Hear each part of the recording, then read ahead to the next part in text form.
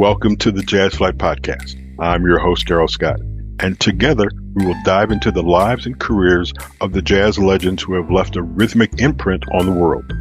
Be prepared to reminisce on the highs and the lows of their musical journey and the trials that sculpted their timeless musical gems. We'll preserve the legacy of these extraordinary maestros and find inspiration in the melodies of their lives. Subscribe now and never miss a beat. Now, let's get to the show.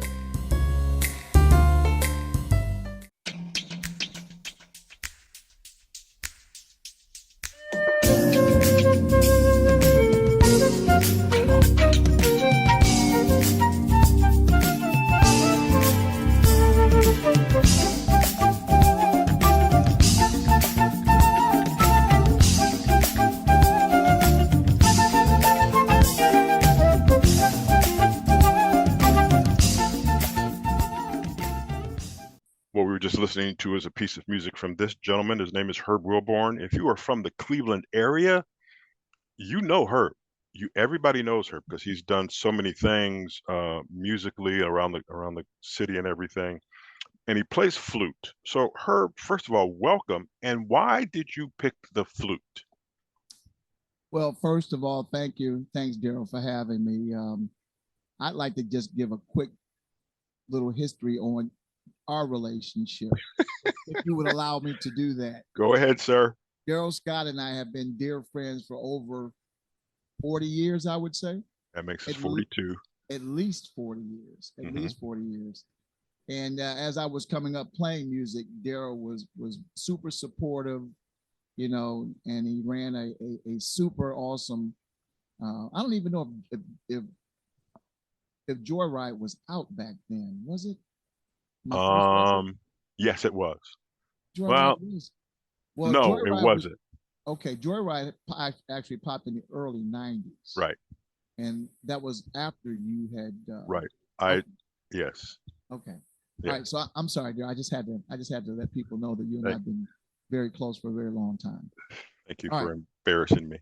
Now, I guess the question you asked is what motivated me to. What motivated you to take the flute? Well, actually, the selection of me choosing an instrument was not mine. It was actually my fourth grade music instructor. You know, in fourth grade, elementary students are introduced to music, and my instructor at the time, the guy that was over the music department, Mr. Ron Brown, he was selecting instruments for students based on their mouth structure. So my mouth structure was conducive for playing flute. My embouchure structure was conducive for playing flute. So he said, hey Herb, you know, you got full lips, blah, blah, blah. Let's start you on the flute. So that he was the one that selected the instrument for me, and it just stayed with me. So you've been playing the flute since fourth grade? Since fourth grade of elementary school, yes. Which brings me to this question, and I thought about this as you were talking about technique and everything. Mm-hmm. The technique to playing a flute is different from saxophone, trumpet, or whatever. The biggest thing to me is your breath control. How tough was that to learn? Well, you know, one thing about flute is that you're losing air because the instrument mouthpiece is resting on your lip. Mm-hmm. So you're directing air in a hole, and some of the air is being lost. Okay. Unlike, you know, other woodwind instruments, reed instruments, it's in your mouth. Or the trumpet, trombone, they're pressed against your lip. Right. But unlike flute, that's pretty much the only instrument that happens to is flute. And one thing about flute is there's a learning curve as it relates to your system, because when you're losing air, though you're blowing, you're getting lightheaded, and it takes your body a while to process. You just keep playing, it'll be okay. Really? Yes. Because just think about it. If you yourself inhaled and exhaled and you kept doing that, you would eventually get lightheaded because there's an irregular airflow. So flute is initially it's irregular. I, nowhere would I have ever thought of that, but that is wild. I mean, Yeah, I've seen you and a bunch of other people, and yeah, saxophone players, trumpet players, and everything. yeah, And yes, there's the difference, but that's something I would have never thought of. yeah. Never. And a lot of young players stop playing because they get lightheaded and they don't like the feeling. But it's something that you will eventually work through once if you keep playing because your system will adjust to that irregular airflow. Yeah, so you get a little dizzy. Man. So did that bother you in the beginning? It never really bothered me because I was aware that it was happening, and my instructor told me that it would go away eventually, and it did. So no, it really never bothered me. But I've heard many people who have attempted to start playing flute say, "Hey man, that dizziness, I just didn't like it," and they never continued. But it never bothered me. Wow. Yeah, That's very enlightening, sir. I greatly appreciate that nugget. yeah, Now, starting fourth grade, when we are elementary school kids and maybe junior high kids, sure. we don't put pressure on. But did you get pressure as you got older, let's say the high school years from other people? Because, and I'll say it this way, the flute is not a masculine instrument. And Okay, even just playing the instrument, you're like, yeah. did you feel that? Surprisingly enough, um, seventh, eighth, ninth, 10th grade, whatever, all of my friends were more supportive of my playing. I was never criticized for it being like a girl's instrument, nothing like that. Mm-hmm. Here's one of the reasons why. First of all, I really dedicated myself to the instrument so I could play it at a young age.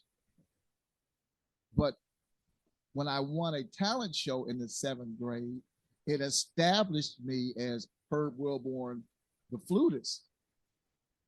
The flutist. So there was a level of respect that I got because my band won a talent show in the 7th grade.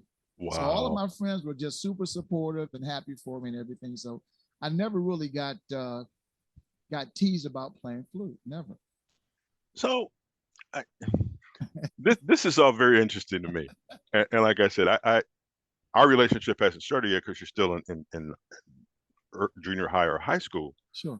But tell me the feeling you had when you're in the seventh grade and you're playing in front of, I think of the number of people that we saw back then. You're Mm-hmm. playing in front of 250, 300 people. Yeah. Were you scared?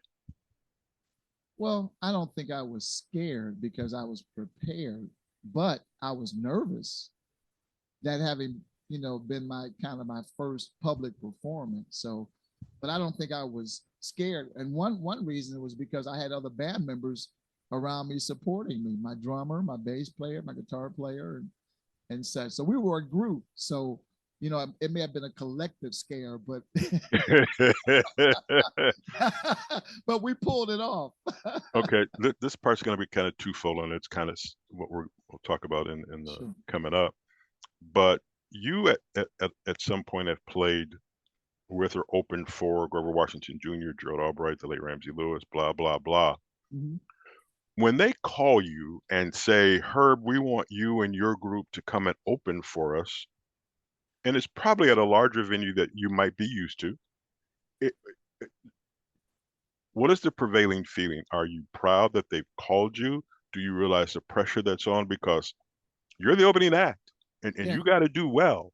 But Yeah. then all of a sudden, you look off to your left or right, and there's one of those guys standing there, and you're like, I really got to be on my P's and Q's to get this right for this man or this Yeah. person to Yeah. call me back. Yeah. What Yeah. is that about? Tell me about that. Well, I think it still becomes a matter of preparation and a little level of self confidence. You have to have a lot of self confidence to understand that you're opening for these wonderful musicians who have thought enough of you when you're playing Right. to even offer the opportunity for you to do it. So, I don't think that all the people that you mentioned were they're just so nice. They're great people. And it was never an issue of competition. It was never an issue of me trying to impress anybody. It was just me going up and doing what I do, and it was appreciated. How do you think they found out about you? Just from word of mouth, or were they ever in an audience and saw you perform? Why did they? Well, let me first of all give you uh, give you a roadmap of how a lot of these things happen when you're Okay. opening for other artists.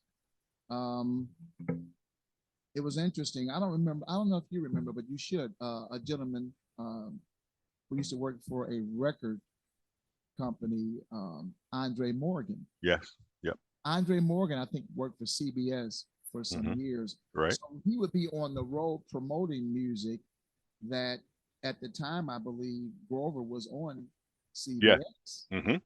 So Grover found out about me through Andre Morgan, who of course lived here in Cleveland and would Yeah. come to some of my shows. And that's how the whole relationship started. It was really, really a blessing, Darrell.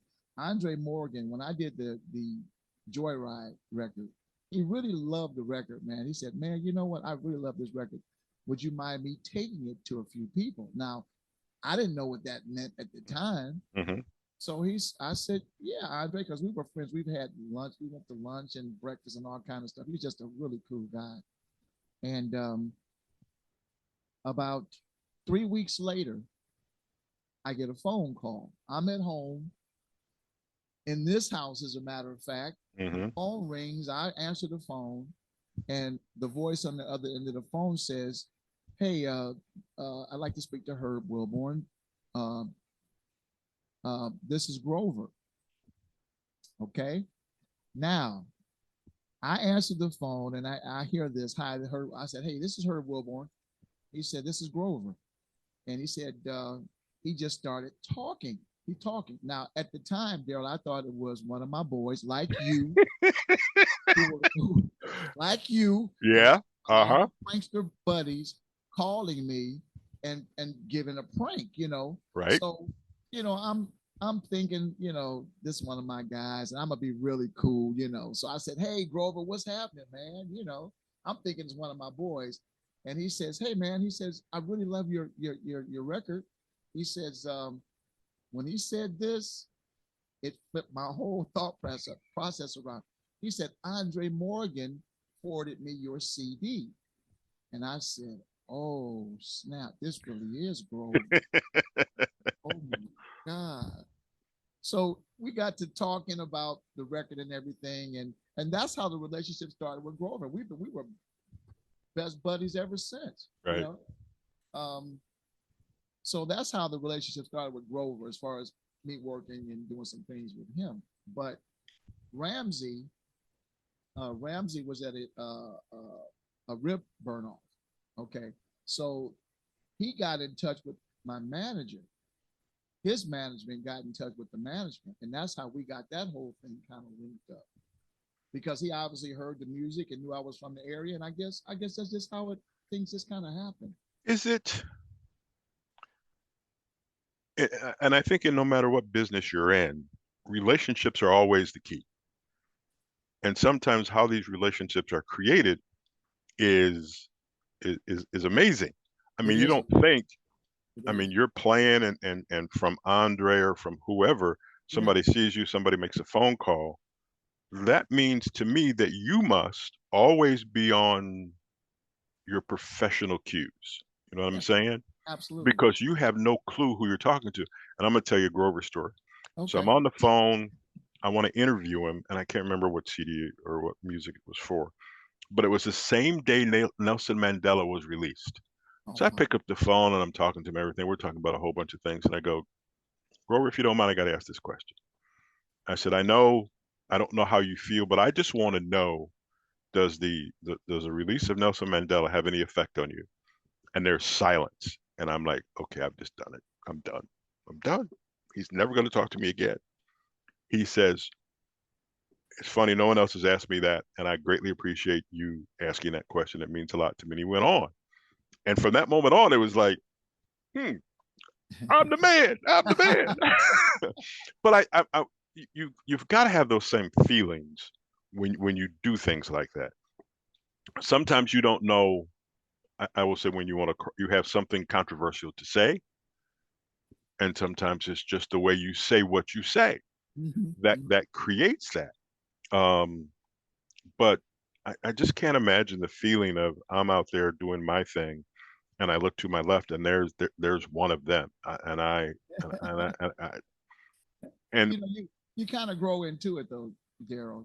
As you get older and as you mature, and as you continue to sharpen your craft, you have to have a mindset that you belong, and you've worked hard to get where you are as the guys that you're sharing the stage with. So you start understanding that you have reached a certain level of performance that is on a higher level than a lot of other musicians. So that's why you get the opportunity to play, and it's and open for guys like that. It's not, and it's not an arrogant thing. It's not a self-centered thing. It's just you put your work in. You put your work in, man. And that's what I've done. I put my work in. And that's one thing I can say. I would truly agree with that. The flute is not. I will say it this way: it's not a. There's not a lot. There's a lot of flute players that we don't know of, Sure. but it's not the most popular instrument. Tell me about your influences. Who influenced you? Who do you? I'm not going to say pattern because we take an ingredient from this person, an ingredient from that person. Who are those people that you have taken ingredients from? Well, it of course is not exclusive to flute. Right. Okay. It's not exclusive to flute, but some of my earlier flute influences were Herbie Mann, and as a matter of fact, Herbie Mann's "Memphis Underground" is a song that I played that we won that talent show in the 7th grade. Oh yeah. I played Memphis Underground and we won that talent show. So he was one of my earlier influences. Of course, Yusef played flute. Yes. And I don't know if people, Eric Dolphy played flute. Frank West, love Frank West's playing. He's a wonderful player. And of course, the wonderful Hubert Laws, who I had the pleasure of talking with and sharing some thoughts with. And as a matter of fact, Hubert came in. He was at the what's the big Cleveland theater? I mean, the big music, the big orchestra. Cleveland Orchestra. Cleveland Orchestra. They play out of out at Blossom? No, Symphony Hall. Oh, okay. Symphony Hall. So they brought Hubert in, and the Northeast Ohio Jazz Society. Right. Okay. Willard Jenkins, Larry Simpson, those guys. Right. They brought Hubert in, and it was so special, man.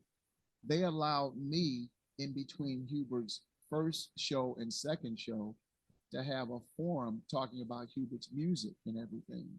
So it was really special, man, for me to they thought enough of me to do that in representing this magnificent flute classical jazz player, right, in the interim of his performances. And that's how I was able to meet Hubert.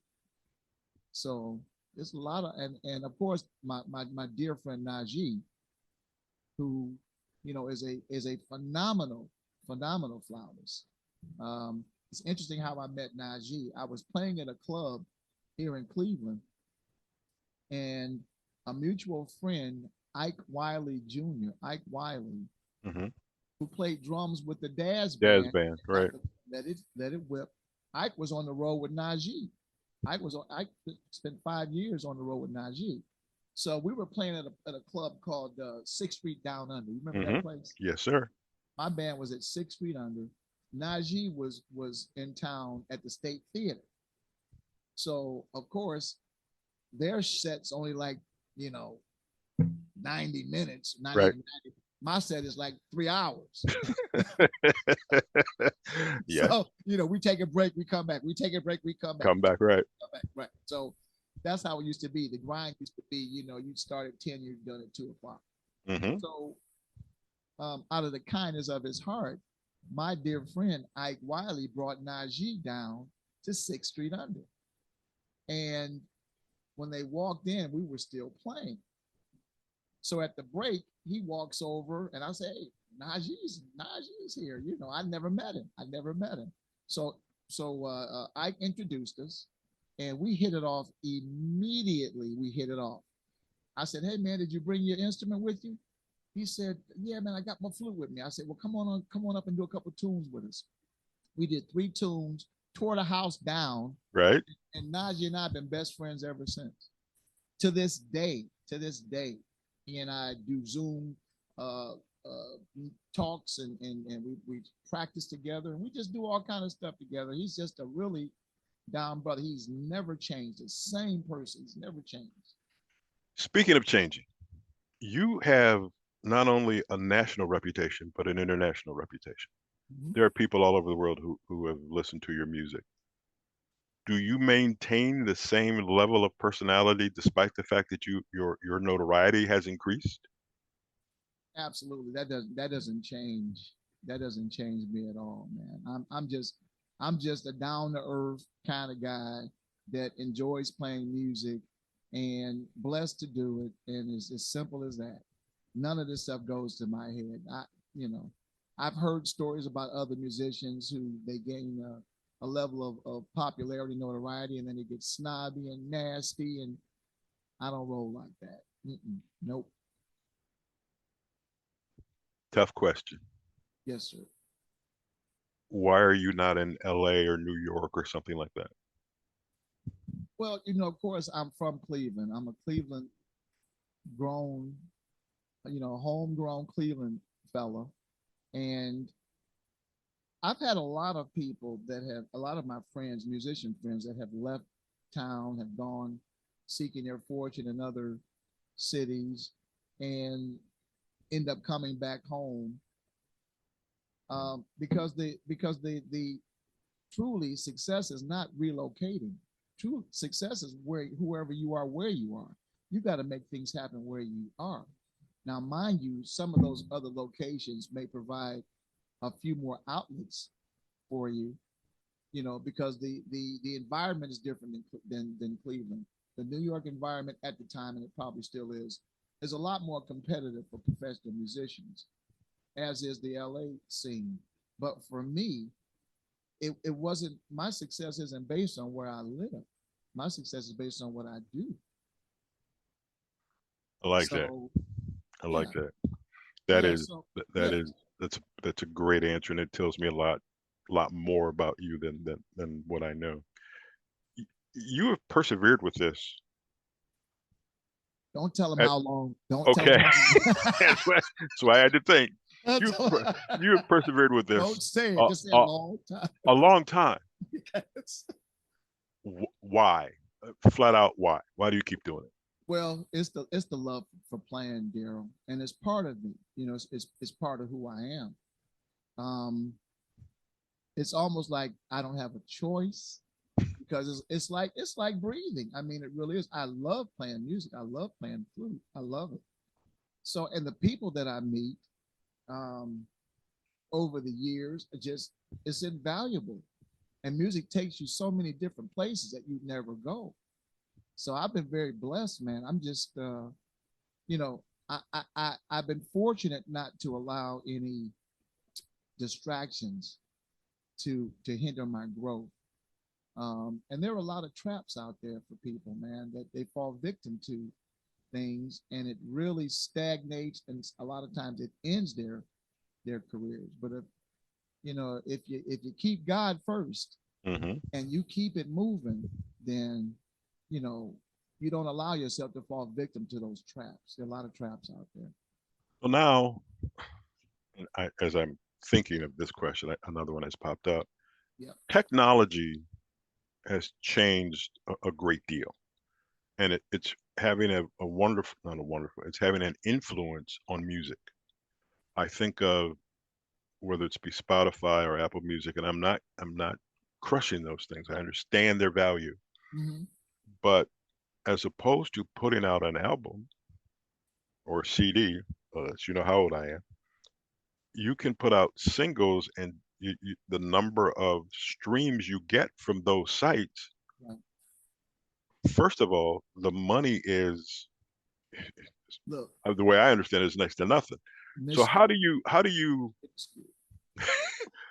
you balance that? You want to get Joyride out there. You want to get all your product out there, but somebody gets it and they're only taking, and still Joyride's a great album, and I'm going to do this, but Amazing Grace is still my favorite song by him. Okay, I'm just going to say that. But Okay. Amazing Grace would not be played Yeah, unless it's in my home. yeah, I know. How do you feel about that? How do you embrace that? What do you do? Well, fortunately, there are companies that you can get into an agreement with. Like I think I'm with Disco Kid, I believe is the company that we're with now, and you can have all of your music available for the public. They may not hear it on the air, but they can go to these CD Babies and Disco Kids and pull up Herbert Wilborn Jr., see the music file, and they can go through it themselves. And if it's something that they enjoy, they make the purchase. Okay. So it can get into the home. The mainstream radio, you're right, you're not going to hear it. You're not going to hear it. But at least because of technology, now the world has access to your music. Right. The world has access to your music. So it can't get any bigger than the world. That's true. Okay. I just need to be convinced of this because I'm still one, and you can't see my office. There's a ton of music in here, tons. And there are still songs, if I go out and get a piece of product, I listen to the whole thing because there's always a nugget on there that would never see the light of day that I Absolutely. think is a tremendous song. And I'm like, so do I have to put a sign up? Do I have to go get like a bat light and put the title up and shine it up in the air so people can see it? Right. That's the part I struggle with, and I think that's part of the relationships I have with musicians. I want to see that you are fully compensated for all your work, Right. but I also want to go, do you have this, and do you have this song? Do you know about this? And Yeah. it's kind of off kilter. There was Group War back in the 70s and 80s when we were growing up. They had an album called The World is a Ghetto. Absolutely. That title song is very dark, let's say. And I don't want to say it's gloomy, but it's very dark. Mhm. So years and years later, they make an album called The Music Band 2, and they do The World is a Ghetto. And dude, it's totally different. It's 13 minutes and 41 seconds long. I've listened to it a lot, Right. but it is one of my favorite songs of all time. But honestly, I think there's 5 people in the country that know about that song. Yeah. I really do. Yeah. Well, Because number, go ahead.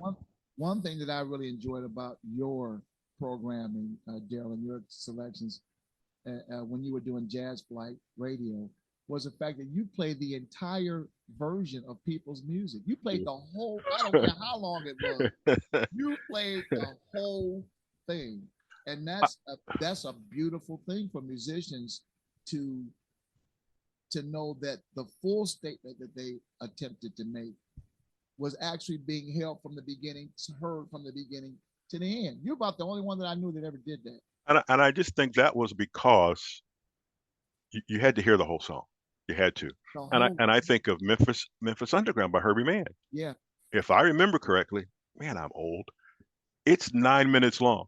yeah, How it's are you going long. to play that on radio? You can't. You got it there, and so they made edited versions, so you could play that.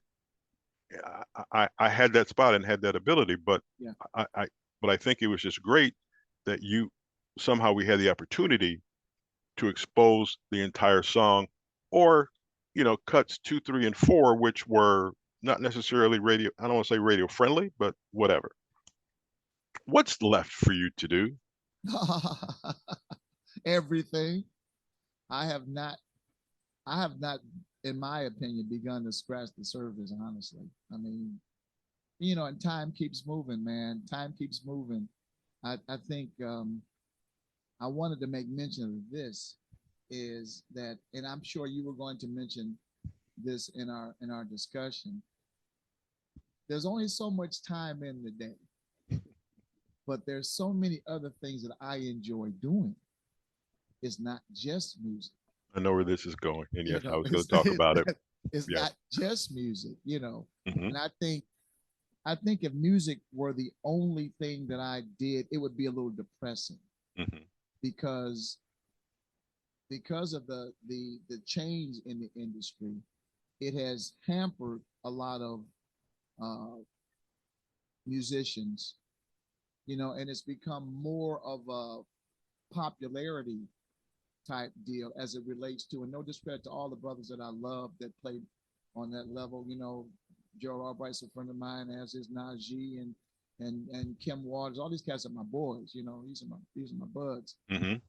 But it's not too often that unless you have been established per se 10, 15, 20 years ago, 30 years ago, a lot of the promoters who are doing these larger shows, larger Seabreeze and all of these jazz fests and, you know, up in Canada and Detroit, and they don't really want to take a chance in having different artists that they're not familiar with. Hmm. They're not familiar with it. Right. So it's hard to crack that egg, you know, as a musician like myself, who's been around a long time, Yes. whose music has gotten around the world. I mean, you know, but I just haven't gotten that major break where, and of course, major break comes major money. Right. Let's face it. I mean, Hmm. so that being said, if it were only music, it would be depressing. But fortunately for me, my parents introduced me to so many wonderful other outlets that gave me the ability to do other things that I enjoy doing. So, you know, and when you say what else is there for me to do, there's a lot for me to do. Even Good. musically, Darrell, there's a lot to do because you never stop learning, man. I'm always practicing and trying to get better. There's, and I say this with all my heart. There's so much you and I can talk about, so that we are going to have to do this again at a later date. But Okay. here's one thing that folks, I'm willing to bet, if they're not a friend of yours, don't know. Yeah. So a few weeks ago, um, I call him and he sends me a text message about he was bowling, and somehow the message is I bowled a 270 or something, and I'm thinking, wait, that's like a strike or two strikes away from a perfect game. So I call him and we talk, and he's a bowler. I don't know where he gets that from, but he says, well, it didn't happen because in the first frame I didn't get a strike, and I'm like, so you bowled like 11 straight strikes. And wait, folks, that's not all. He goes, I got to get back home because I'm going to this fishing thing. I'm a bad. Bowling, fishing. Oh, did I tell you he rides motorcycles also? Dude, Love it. Love I, it. I just occasionally, and there are people that you talk to and you go, okay, well, no problem. I'm not going to ride the motorcycle. And don't get me wrong, fishing is somewhat boring to me. But you're very active in what you do. You're always out in the community doing things. You're doing benefit concerts, you're doing fundraising concerts, you're doing your concerts. You have a tremendous following of people who follow you. You follow some people who are very influential, and you have a name that is respected Thank you. um, in the jazz community. I've talked to a few people, and they're like, "You got to talk to Herb. You need to tell Herb I said hello." Fine, I get all of that, but dude, this bowling, fishing, and motorcycle thing is like, I like it. I'm shaking my head. I'm shaking my head. Uh, and I've seen we're friends. So I've seen pictures and things that he's Yeah. done, and I'm just Yeah. like, dude. But there needs to be a clause with the motorcycle thing because if you hurt yourself, you can't play. Hey, So I'm selfish about that. I want to show you something real quick. Okay. I'm just going to reach over out of the frame and grab something. Okay.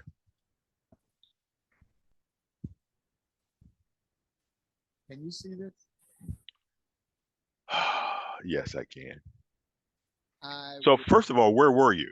I was in Mexico last year, and I went on a fishing charter and caught a 73-pound, 6 foot white marlin. And I've got the video to show it. So, folks, here's the thing. If you go to a Herb Wilborn Jr. concert, first of all, ask him how he got there, because he might have come in on the bike. Ask him where did he just come from, because he might have come from some fishing thing. And then he might tell you that I got to go bowl tomorrow. So to me, that is, and what do I want to, I don't know what to call it. It is, I'll just say this. It is amazing that between the music and all these other, we'll call them side hustles that you do, and there's still more things that we won't also get into. Yeah. But dude, it's just a lot more power to you. I appreciate it. Before we go, I do Yes. want to get the titles of Joyride and don't bother me, don't shoot me. The title of the latest thing. The title of the latest thing is Early Morning Love. Okay. But I think you were leaning towards Appreciate the Moment. Yes. I So released a single last year, about this time last year, called Early Morning Love. That was a single. okay. But the Appreciate the Moment record is the one that really, gave us a real shot in the arm and pushed that record all over the world. Herb, I tremendously appreciate this. Like I said, there's so much that you've done and are still doing that we will have to come back and do this again. I tremendously appreciate it. You're tremendous talent. You're a tremendous man. You got a lot of stuff going on. I'm glad to be in your circle. Oh, absolutely. And I will do whatever we can do to make this situation better. Let's do it.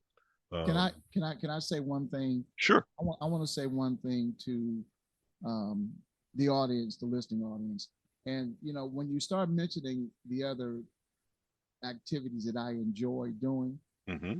and for me, there's a term that really kind of encompasses all those things, and that term is balance.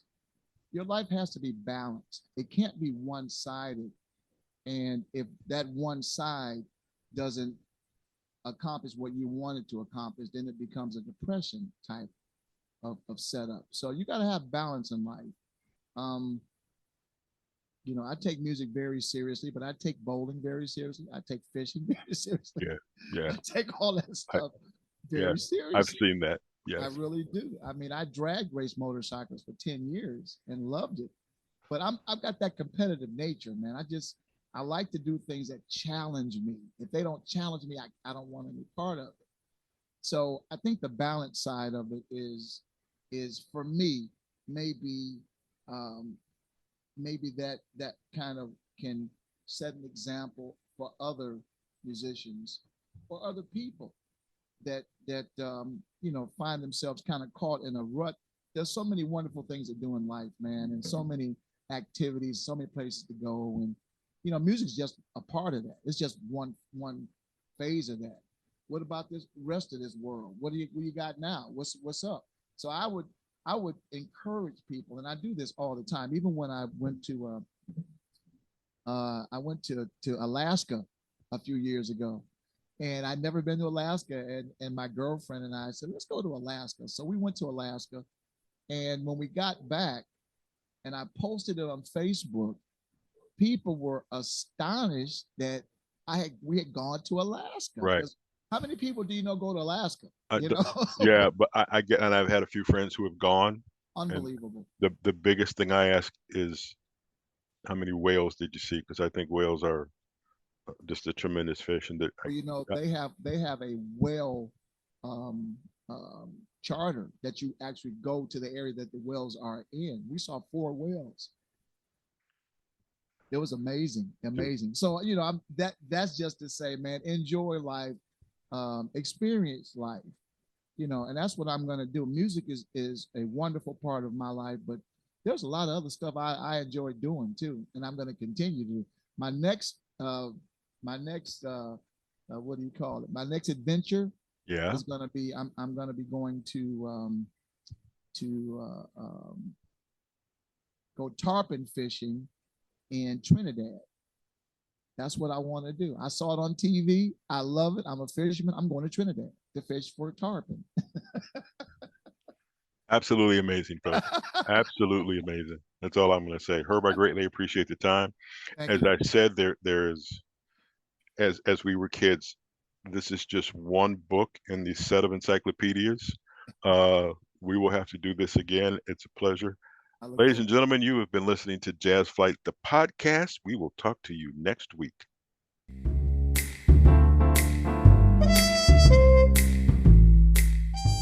Thank you for tuning in to the Jazz Flyte Podcast. I hope you enjoy the stories and soulful melodies that grew through the doors of time.